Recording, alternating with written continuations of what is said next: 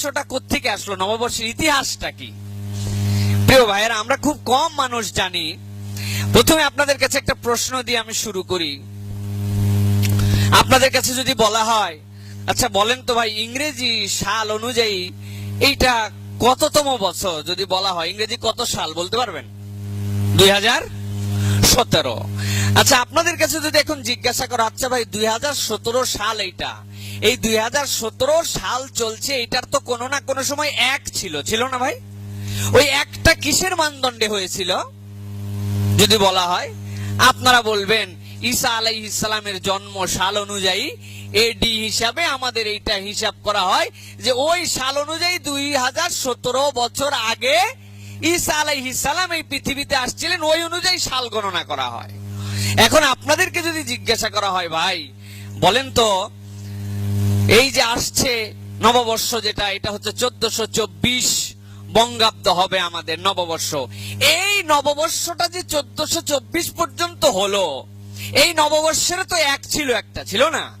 তো এইটা কিসের ভিত্তিতে গণনা করা হলো বলেন তো? বেশিরভাগ মানুষ আমরা এ বিষয়ে অজ্ঞ, এবং যারা আমরা বাঙালিত্ব বিভিন্ন বিষয়ে দাবি করছি, বলছি, উদযাপন করছি, তারা অনেকে জানি, আবার অনেকে জানি না, আবার যারা জানে তারা পুরাটা বলে না। প্রিয় ভাইরা, আর বেশিরভাগ মানুষ এইটা জানে না। আমি আজকে সংক্ষিপ্ত ভাবে এই সালটা আসলে কি, উৎপত্তি কোত্থেকে, এই বিষয়ে আলোচনা করার জন্য চেষ্টা করব। প্রিয় ভাই, প্রচলিত আমাদের যে বাংলা সন, এটা মূলত বাংলা সন না, এটা মূলত ইসলামী হিজরি সনেরই একটা রূপ। এইটা হচ্ছে আমাদের যে বাংলা সনটা আমরা ফলো করি, এইটা প্রচলিত আমাদের নবী করিম সাল্লাল্লাহু আলাইহি ওয়াসাল্লাম যে হিজরত করেছিলেন, ওই হিজরতের সাল থেকে যে গণনা, ওই গণনারই একটা রূপ হচ্ছে আমাদের এই বাংলা সন। ভারতে ইসলামী শাসন আমলে টোটাল যে শাসন ব্যবস্থা ছিল, এই শাসন ব্যবস্থাতে হিজরি পঞ্জিকা অনুসরণ করে তারা শাসন কার্য চালাতেন। আর আমরা সকলেই জানি যে হিজরি যে শাসন, হিজরি যে চন্দ্র বর্ষ, হিজরি যে বর্ষ, এটা হচ্ছে চন্দ্র বর্ষ। পৃথিবীতে দুই ধরনের বর্ষ বিরাজমান, একটা চন্দ্রবর্ষ আর একটা হচ্ছে সূর্য বর্ষ। চন্দ্রবর্ষকে বলে লুনার ক্যালেন্ডার, যেটা চাঁদের আবর্তনের সাথে এইটা দুনিয়ার মানুষ হিসাব করে। আর সৌরবর্ষ যেটা, এটা হচ্ছে সোলার সিস্টেম, সূর্যের আবর্তনে এইটার বর্ষপঞ্জি গণনা করা হয়। এখন চাঁদের সাথে সূর্যবর্ষের একটা পার্থক্য আছে। চাঁদের সাথে সূর্যবর্ষের পার্থক্য হচ্ছে বছরে চন্দ্রবর্ষ সৌরবর্ষের তুলনায় 11 কখনো বা 12 দিন হয়। সূর্যবর্ষ যেরকম 365 দিন, মাঝে মাঝে 4 বছর পর 366 দিনে পার হয়, সে কিন্তু চন্দ্রবর্ষ 354 দিনের বেশি হয় না, 29 অথবা 30 এর মধ্যে চাঁদ ওঠে। এই হিসাবে প্রত্যেক বছরে সূর্য বছরের সাথে চন্দ্র বছরের 11 দিন অথবা 12 দিনের কম বেশি হয়। এইটা হচ্ছে চন্দ্র আর সূর্য বছরের মানদণ্ড। এ কারণে আমরা দেখি যে চন্দ্রবর্ষে ঋতু ঠিক থাকে না। কেমন করে ঋতু ঠিক থাকে না? দেখেন, আপনাদের কাছে অনেকের কাছে যদি বলা হয়, আপনারা গল্প শোনাবেন যে আমরা এমন এক সময় রোজা করছি যে এই সময় চৈত্র মাসে রোজা ছিল, হায় রে কষ্টের কষ্ট, আমরা তরমুজ দিয়া এই কি বলে ইফতার করছি, বলবেন না?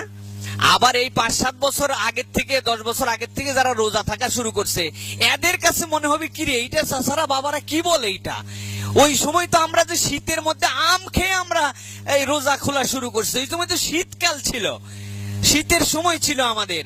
কারণ কি এইটার কারণ হচ্ছে চন্দ্রবর্ষে ঋতু ঠিক থাকে না।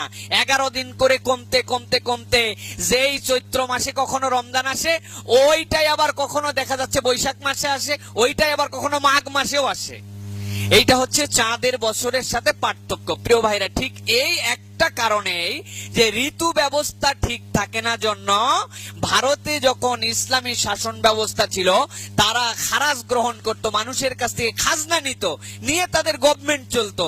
তারা দেখলো যে প্রত্যেক বছর এই চন্দ্রবর্ষ ফলো করার কারণে ধান উৎপাদনে তো বর্ষালি ঋতু আর অন্য মাসে পার হয় না, বর্ষার সময় সেইটা হয়। আমন যেটা উৎপাদন হয় আমনের সময় হয়, পেঁয়াজের সময় হয়, ফুলকপি কিন্তু আপনি যেখানে যতই ডেট দেন, তারিখ চেঞ্জ করেন, ওর একটা উৎপাদনের সময় আছে, সেই সময়ে উৎপাদন হয়। তারা দেখলো এতে করে প্রত্যেক বছর তাদের খাজনার জন্য সালকে, দিনকে, মাসকে পরিবর্তন করতে হয়। এই সময় সম্রাট আকবর তার রাজ দরবারের বিখ্যাত জ্যোতির্বিদ, বিখ্যাত বিজ্ঞানী ফতুল্লাহ সিরাজি, যার নাম ছিল ফতুল্লাহ সিরাজি, এই আমির ফতুল্লাহ সিরাজিকে দায়িত্ব দেন যে আপনি এই চন্দ্রবর্ষ যেটা আমরা ফলো করি, এই বর্ষটাকে হিজরি হিসাব ঠিক রেখে আপনি এটাকে সৌরবর্ষে রূপান্তর করে দেন, যাতে প্রত্যেক বছর আমাদেরকে এই ডেট চেঞ্জ করে খাজনার জন্য প্রত্যেক বছর নতুন করে মাস ফিক্সড করতে হবে, এটা যেন না করতে হয়। এই জন্য আপনি চন্দ্রবর্ষটাকে, আমির ফতুল্লাহ সিরাজিকে দায়িত্ব দেওয়া হয়, আপনি এইটাকে সৌরবর্ষে রূপান্তর করেন। প্রিয় ভাইয়েরা, এই দায়িত্ব পাওয়ার পরে তিনি 992 হিজরি মোতাবেক 1584 খ্রিস্টাব্দে, ভালো করে মনে রাখবেন ডেটটা, 992 হিজরি মোতাবেক 1584 খ্রিস্টাব্দে হিজরি সৌর বর্ষের প্রচলন ঘটান। যে আগে ছিল হিজরিটা চন্দ্রবর্ষ, তিনি সেটাকে পরিবর্তন করে, তিনি এইটাকে পরিবর্তন করে সৌরবর্ষে ঘটান। যখন এই 992 হিজরি অনুযায়ী তিনি যখন এই ডেটটাকে পরিবর্তন করে সম্রাট আকবরের কাছে উপস্থাপন করেন, সম্রাট আকবর দেখে খুশি হন। তবে সম্রাট আকবর বলেন যে আমির ফতুল্লাহ সিরাজি, আপনি তো এটা 992 হিজরি আমি যে বছর পরামর্শ দিছি পরের বছর থেকে আপনি কাজ করলেন, কিন্তু আমি তো এই গত বছর বা এই বছরে ক্ষমতায় আসি নাই, আমি ক্ষমতায় আসছি আরো 29 বছর আগে আমি সিংহাসনে আরোহণ করেছিলাম। তো আপনি যে হিসাব করেছেন ঠিক আছে, এইটার সাথে আরো 29 বছর পিছায় দেন, দিয়ে আমি যেই সালে আমার সিংহাসনে আরোহণ করেছিলাম সেইখান থেকে এই লুনার ক্যালেন্ডারকে আপনি সৌর বর্ষতে পরিবর্তন করে গণনার হিসাবটা শুরু করেন। তখন আমির ফতুল্লাহ সিরাজি এইটাকে কার্যকর হয় 992-এ, কিন্তু উনি গণনা শুরু করেন পিছন থেকে 963, যেই হিজরি সাল অনুযায়ী সম্রাট আকবর ক্ষমতায় আরোহণ করেছিলেন। এই 993 হিজরি সালকে হিসাব করে তখন থেকে এই চন্দ্রবর্ষকে রূপান্তর করে এইটাকে সূর্য চন্দ্র বর্ষে হিসাব করা হয়। প্রিয় ভাইরা, কিন্তু মানদণ্ড কি ছিল? মানদণ্ড ছিল রাসূল সাল্লাল্লাহু আলাইহি ওয়াসাল্লাম যেই সাল থেকে হিজরত করেছিলেন, যে হিজরি সাল গণনা করা হইতো, ওই গণনার সাল অনুযায়ী তিনি এই সালটাকে প্রবর্তন করেন। প্রিয় ভাইরা, ইতিপূর্বে বাংলাতে একটা বর্ষপঞ্জি ছিল যেটা শক অব্দ বলা হতো, শকাব্দ। শক বর্ষপঞ্জি নামে একটা বর্ষপঞ্জি ছিল। এই শক বর্ষপঞ্জি যেটা বাঙালিদের নিজস্ব একটা বর্ষপঞ্জি ছিল, এই বর্ষপঞ্জিতে বাংলার প্রথম মাসের নাম ছিল চৈত্র। কি মাস? মনে রাখতে হবে কিন্তু, চৈত্র মাস। বাংলার প্রথম মাসের নাম কি? চৈত্র মাস। কিন্তু 963 হিজরি মোতাবেক যখন থেকে চন্দ্রবর্ষকে রূপান্তর করে সৌরবর্ষের হিসাবের মধ্যে চন্দ্রবর্ষকে ফেলা হলো, হিসাব করে দেখা গেল যে 963 হিজরি সালের প্রথম যে মাস, সেই মাসটা হচ্ছে আরবি নববর্ষের প্রথম মাসের নাম কি বলেন? মুহররম। ওই মুহররমের সাথে হিসাব করে আমির ফতুল্লাহ সিরাজি দেখলেন যে মুহররম 963 যে হিজরি, সেই অনুযায়ী তো ওই মাস চৈত্র পড়ে না, ওই মাস পড়ে বৈশাখ। ওই মাসের নাম কি? বৈশাখ। তখন তিনি হিসাব করলেন যে না, আমাদের আর ওই চৈত্র দিয়ে হিসাব হবে না, এখন বছরের প্রথম মাস শুরু হবে বৈশাখ দিয়ে। সুতরাং 963 হিজরি সাল থেকে আমির ফতুল্লাহ সিরাজি এই বৈশাখকে প্রথম মাস বানাইছেন বাংলা নববর্ষের। প্রিয় ভাইয়েরা, তাহলে আমরা কি বুঝলাম এই ইতিহাসের দ্বারা? আমরা ইতিহাসের দ্বারা বুঝলাম যে বাংলা যে সাল আমরা বলছি, এইটা মূলত হিজরি সাল। এইটার এক যদি আপনি খুঁজতে যান, 2017-র 1 যেরকম ঈসা আলাইহিস সালামের জন্ম দিয়ে এই বাংলা সাল যেটা আপনি বলে উদযাপন করছেন, পহেলা বৈশাখ করছেন, যাই করতেছেন, এই সালটার শুরুর পহেলা হচ্ছে আপনার আমার রাসূল সাল্লাল্লাহু আলাইহি ওয়াসাল্লামের হিজরতের ডেট থেকে। সুতরাং এইটা মুসলমানদেরই একটা ডেট তারিখ। প্রিয় ভাইয়েরা, এখন কতগুলা প্রশ্ন আসবে আমাদের সামনে। এখন আপনাকে জিজ্ঞাসা করা হবে বাংলা সাল এটা কত? আপনি বলবেন 1424।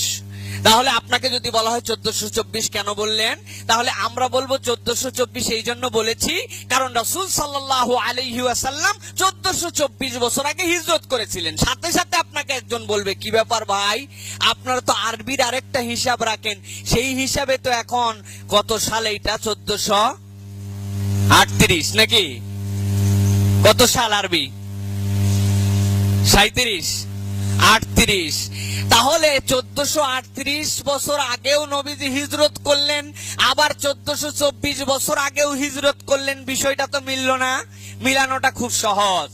প্রত্যেক বছরে 11 দিন করে কমে, 12 দিন করে কমে, প্রত্যেক 30 বছরে এই হিসাব করলে আরবি চন্দ্র বছর 1 বছর করে বেড়ে যায়। সৌর বছরের থেকে 1 বছর বেড়ে যায়, 30 বছরের দিন যোগ দিলে 1 বছর হয়। সেই হিসাব করে দেখা যাচ্ছে ওই যে 963 পরের থেকে যে হিসাব, ওই হিসাবের থেকে 400 সামথিং 463 বছর হিসাব করলে এই ব্যবধানটা হয়েছে চন্দ্র বছরের সাথে আমাদের চন্দ্র সৌর বছরের হিসাব পার্থক্য হয়েছে। সুতরাং ওই যাহাই 1424 উহাই 1438, সুতরাং এর মধ্যে কোনো পার্থক্য নাই। এটা হচ্ছে স্বাভাবিক জ্ঞান। কেন এতগুলো ইতিহাস বললাম? এই ইতিহাসগুলো এই জন্য বললাম যে আমাদের যে আমরা বঙ্গাব্দ বলতেছি, আর এইটাকে যে আমরা বাংলা বলে একদম পাগল করে ফেলছি। এইটা বাংলা ঠিক আছে, কিন্তু এইটা আপনার আমার মুসলমানদেরই ক্যালেন্ডারের একটা অংশ, এটা অন্য কারো ক্যালেন্ডারের অংশ নয়। এক শ্রেণী এখন মুসলমানদের নাম মুছে দেওয়ার জন্য, রাসূল সাল্লাল্লাহু আলাইহি ওয়াসাল্লামের স্মৃতি বিজড়িত এই সালের হিসাব না রাখার জন্য এইটাকে নিরেট এখন একটা সাল বানাইছে যেটা বাংলা সাল। কিন্তু ওদের কাছে জিজ্ঞাসা করবেন তোমার 1424 এক কোথার থেকে বলো, কোন হিসাব দিয়ে এক করছো তুমি? মানে 1424 বছর আগে তুমি প্রথম বাঙালি পৃথিবীতে আইছিল নাকি? ব্যাপারটা কি তাই? ব্যাপারটা তা নয় প্রিয় ভাইয়েরা। সুতরাং এইটা মুসলমানদেরই একটা সাল, এইটা প্রথমে মনে রাখতে হবে। এই সালটা অন্য কাউকে দিয়ে দেওয়া যাবে না, এটা আমাদেরই সাল প্রিয় ভাইয়েরা।